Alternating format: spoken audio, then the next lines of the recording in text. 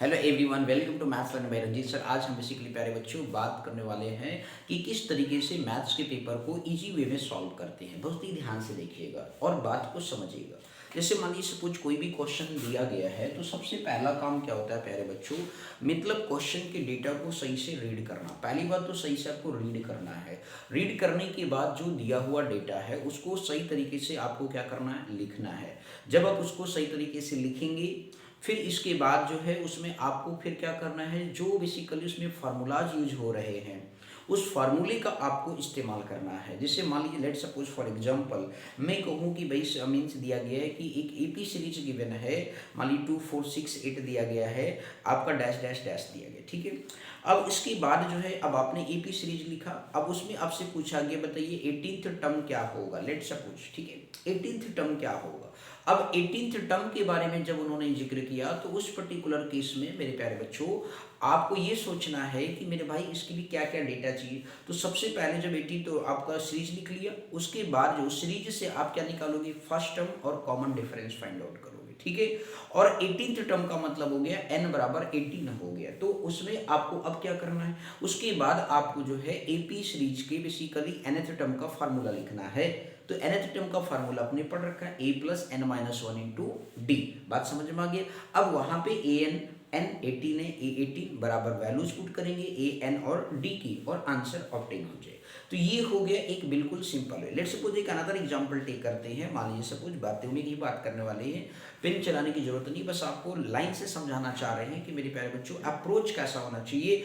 और ये हमारे अप्रोच को आपने सीख लिए है, सीखना चाहते हैं तो हमने कहोगे सर आज तो पेन नहीं चला रहे हो। मेरे भाई मैं आज पेन चलाने की जरूरत नहीं, बात करने की जरूरत है, क्योंकि आपकी सबसे बड़ी दिक्कत यही आती है कि आप पेपर के क्वेश्चन को सही से समझ नहीं पाते और डेटा को जो भी मन में आए लिख देते और फिर इसके बाद फार्मूला लगा के सॉल्व कर देते और फिर कहीं ना कहीं कुछ गलती हो जाती है, इसलिए मिस्टेक हो जाता है। और सिली मिस्टेक मतलब हो गया सर सारा किए कराए पे पानी फिर जाना। तो मेरे भाई पानी नहीं फिरने देना है, उसके लिए आपको हमेशा क्वेश्चंस को बखूबी बिल्कुल अच्छी तरीके से neat and clean proper way में अच्छे से पढ़ना है, उसकी मीनिंग को अच्छे से लिखना है। फिर इसके बाद जो मीनिंग का तात्पर्य है, जो दिया गया डेटा है जो मेरे यूजेबल है उसको आपको लिखना है। फिर उसके बाद उसमें करना क्या है, उस पर क्वेश्चन मार्क लगाना है। क्वेश्चन मार्क लगाने के बाद मेरे प्यारे बच्चों फिर आपको फार्मूला मेंशन करना है, यदि उसमें फार्मूला अप्लाई हो रहा है तो फिर इसके बाद उसमें वैल्यू पुट करके आंसर को सही वे में ऑब्टेन करना है, राइट वे में कैलकुलेशन को करके। आई बात समझ में नहीं।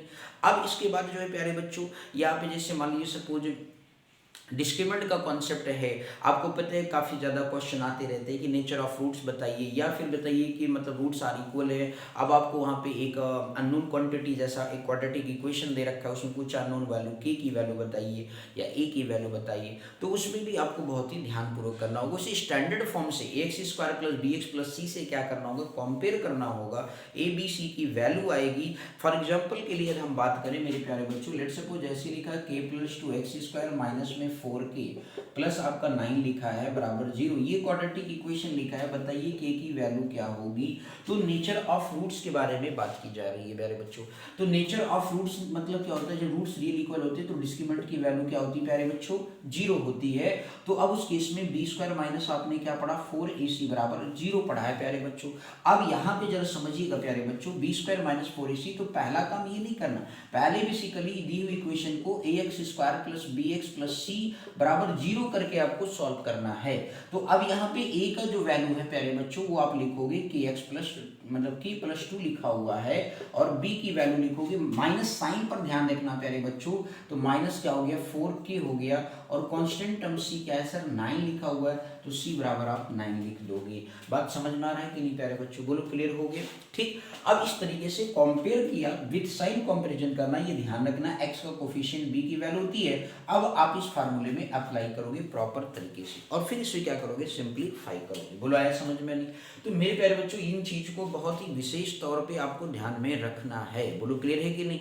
यदि आप इन बातों को ध्यान में नहीं रखेंगे तो आप सही तरीके से सॉल्व नहीं कर पाएंगे। बात समझ में आ गई। अब जैसे मान लीजिए सपोज हमने वैल्यू पुट किया इस क्वेश्चन के अंदर, तो आपके पास बी स्क्वायर मतलब कितना है सर माइनस 4k का क्या है सर होल स्क्वायर है, माइनस में 4ac है प्यारे बच्चों, तो 4 इंटू ए कितना है k प्लस 2 है, इंटू कितना है सर 9 है, बराबर क्या हो गया 0 हो गया। अब 4 का स्क्वायर कितना होता है 16 k स्क्वायर होता है, माइनस हो गया 4 9 जो 36 के हो गया, और फिर इसके बाद जो है आपका मीन्स 36 टू जो कितना होता है 72 होता है, बराबर 0 हो गया। अब देखो सर ये आपके पास क्या होगी, क्वाड्रेटिक इक्वेशन आ गया प्यारे बच्चों। अब ये क्वाड्रेटिक इक्वेशन आ गया तो इसे 4 को टाइम कॉमन करिए तो आपके पास 4k² आ गया, फिर इसके बाद 4 9 36 और इसके बाद 4 से करोगे तो 18 आएगा प्यारे बच्चों। फिर आप इसे सॉल्व करोगे। बोलो क्लियर हो गया कि नहीं। तो इस तरीके से कहने का मतलब क्वाड्रेटिक बन गया। अब क्वाड्रेटिक को मिडिल स्पीड टर्म से क्या करोगे, ब्रेक करोगे, 18 4 72, फिर आप इस तरह, ठीक है। मान लीजिए सपोज सॉल्व नहीं होता, लेट सपोज फॉर एग्जांपल, तो उस पर्टिकुलर केस में आपको क्या करना, डिस्क्रीमेंट का फार्मूले का क्वाड्रेटिक फार्मूले यूज करेंगे, -b प्लस माइनस रूट में क्या होता है b, क्योंकि मैंने एक ऐसी क्वेश्चन समझाने के लिए टेक किया, जरूरी नहीं कि राइट क्वेश्चन है। बोलो क्लियर हो गया। तो इस तरीके से डिस्क्रीमेंट का फार्मूला यूज करके आप क्या करेंगे, सॉल्व करेंगे प्यारे बच्चों। बोलो आया समझ में नहीं। तो यही चीज आपको क्या है प्यारे बच्चों, ध्यान में रखना है कि अप्रोच आपका जो है बेस्ट होना चाहिए। क्लियर हो गया।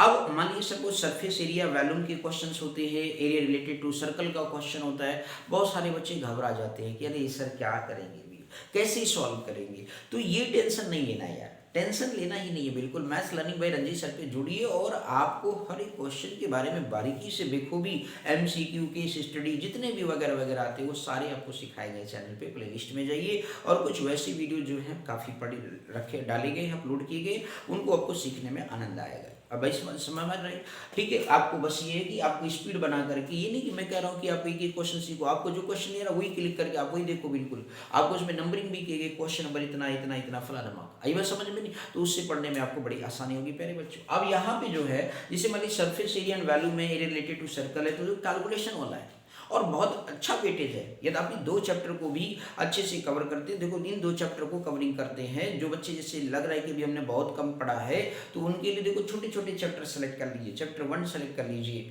चैप्टर 2 सेलेक्ट कर लीजिए, चैप्टर 3 सेलेक्ट कर लीजिए। इस तरीके से मतलब उसमें वो चैप्टर्स कवर करिए जिनको आप आसानी से कर सकते हो। चैप्टर 5 मतलब जो है आपका AP है तो उसको भी आप सेलेक्ट करें। 9 को मतलब आपका जो है अब सम एप्लीकेशन ऑफ ट्रिग्नोमेट्री, केवल बस डायग्राम बनाना आ गया, tan थीटा ही ज़्यादातर लगता है प्यारे बच्चों, तो उसमें ज़्यादा दिक्कत की बात नहीं है। आई बस समझ में नहीं। तो ऐसे ऐसे क्वेश्चन चैप्टर भी सेलेक्ट कर लेना चाहिए जिन बच्चों को मैथ से डर लगता है, ये भी आपको ध्यान में रखना है, ठीक है ना। और ये जिन बच्चों को 80 में 80 गेन करना है, 80 पेपर में 80, तो वो बेसिकली मैथ चैनल को अच्छे से जुड़े और अच्छे से पढ़ ले।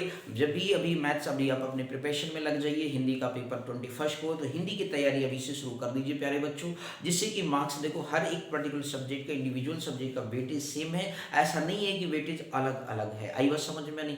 तो हम बात कर रहे थे area related to circle, topic से थोड़ा भटक जाता हूँ तो नाराज नहीं होना प्यारे बच्चों, आपके काम की ही बात कर रहा हूँ, चैनल पे आ रहा हूँ, बस अब इस समय में पढ़ा नहीं रहा हूँ बल्कि बातें कर रहा हूँ थोड़ा बहुत आपके लिए, कि जैसे आप बात को समझ सके प्यारे बच्चों। अब जैसे एरिया रिलेटेड टू सर्कल, तो वहाँ पे कैलकुलेटिव चैप्टर है, तो पहला काम है प्यारे बच्चों क्वेश्चंस के सेंटेंस को सही से पढ़ना, जो क्वेश्चन का डेटा दिया उसको पढ़ना, फिर उसके बाद उसको सही से लिखना, लिखने के बाद जो है फार्मूला क्या यूज होगा, डायग्राम रफली जरूर बनाना, विदाउट डायग्राम आप क्वेश्चन सॉल्व नहीं करेंगे, ये बात आपको ध्यान में रखना है।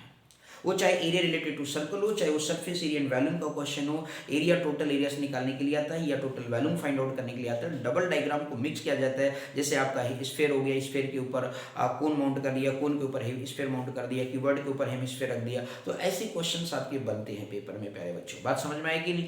तो यहाँ पे डेटा को सही से लिखना है, फार्मूले को मेंशन करना, उसके बाद फिर मतलब सारे डायग्राम को मेंशन करना है क्वेश्चन को पढ़ करके, फिर इसके बाद क्या क्वेश्चन में फार्मूला यूज होने वाला उसको लिखना है, फिर डेटा को पुट करके आंसर को ऑब्टेन करना, और कैलकुलेशन बहुत ही सावधानी पूर्वक करना है प्यारे बच्चों, ये बात आप ध्यान में रखेंगे। ओके, तो यही सब छोटी छोटी बातें थी जिसको आपको अच्छे से ध्यान में रखना चाहिए, और फिर आप मैथ्स के क्वेश्चन को आराम से आसान वे में बिल्कुल सॉल्व कर सकते हैं। और ये भी बता दे रहा हूँ पेपर कैसे सॉल्व करते हैं, तो नेक्स्ट वीडियो में मिलेंगे कि किस तरीके से पेपर की सॉल्विंग की जाती है। ओके, तो thank you so much for watching this my video. नए वीडियो मिलते हैं नए क्वेश्चन, नई बातों के साथ, नए टैक्टिक्स के साथ। Okay, thank you so much.